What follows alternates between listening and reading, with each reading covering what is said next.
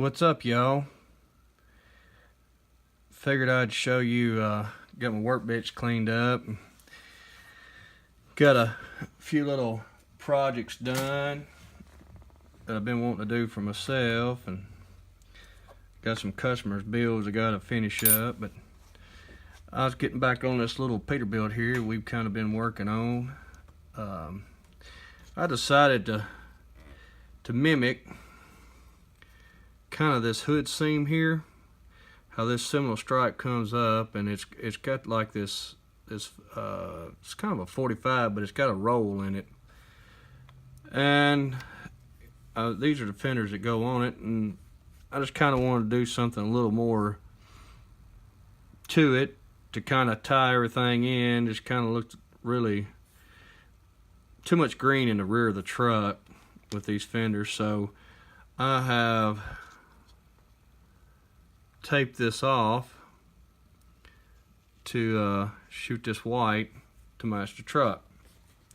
Figured I'd show you how I did that. Of course, I use several different kinds of tapes. They're all automotive tapes. We got this tape here. It's this is a lot of times what they use when they're masking off a truck or a car or whatever they're painting. This is what they put their paper on with, this style of tape. But I use it just to cover everything. And then I've got this tape here, which is a 3M tape. It's I think it's a 1/4 inch wide. And then I've got this tape, and I've got this tape. These are all automotive tapes. This is a 1/16, but we will be using these two, and we'll probably using all three of these to tape this off. This will take, it's a little time consuming, but the result you get hopefully will be worth it. So what we're going to do, main thing is having a sharp blade. So we're going to start off with the 1/16 wide tape. And if you buy this tape, make sure you put it back in the wrappers, because this tape has a adhesive on the side, and you will pick up all kinds of trash on it. So try to always put your tape back in your container. So this is the front of the fender. Now I'm not going to be able to do a lot of this on camera because I have got to be able to see. I'll try my best, but we're going to start right here, roll that under just to get it straight, and then you just kind of eyeball your roll as you do it. I got a toothpick here, and what I'm going to do is just drop that down in there and then run over it here. So then that gives us our inside line. It looks pretty straight. Okay, then our next line will be our outside line. We'll put it on.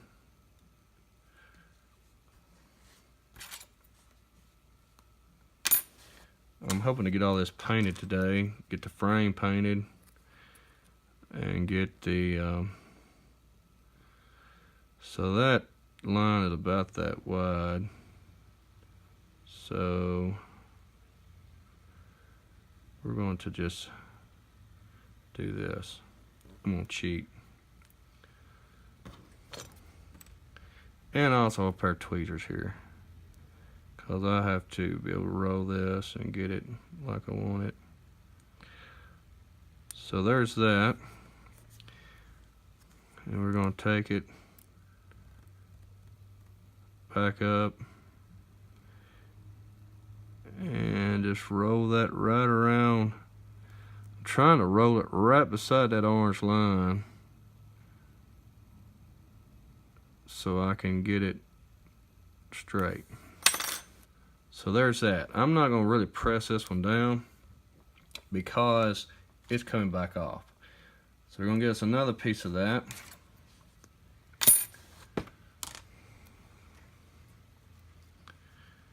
And then we're going to set it right up beside it if we can.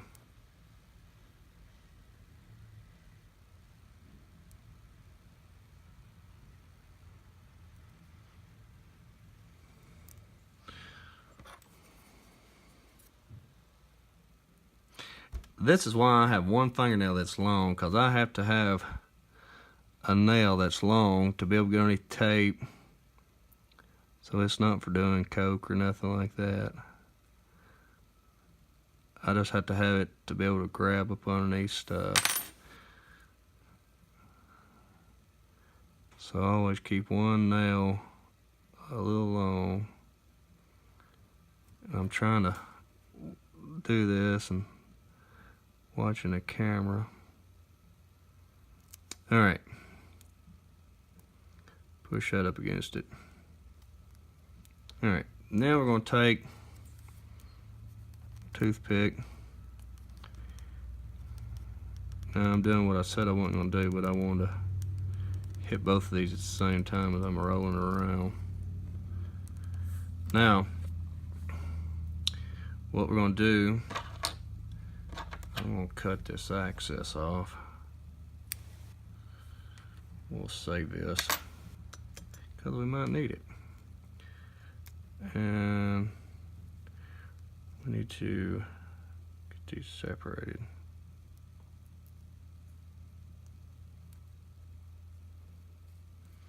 I hope these videos I'm doing are not boring. I'm just trying to show, you know, how to do some custom work and stuff like that. So, all right, now we got to put our 45 in. So this is the pin here and here, so we know we have it right. So our cut has to be at an angle like that. So I'm going to take a pencil, try to line these up, and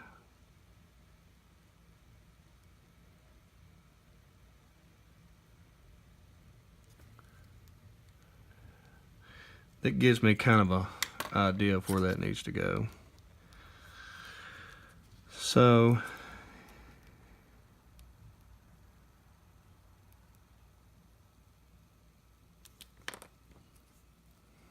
I'm going here and cut this.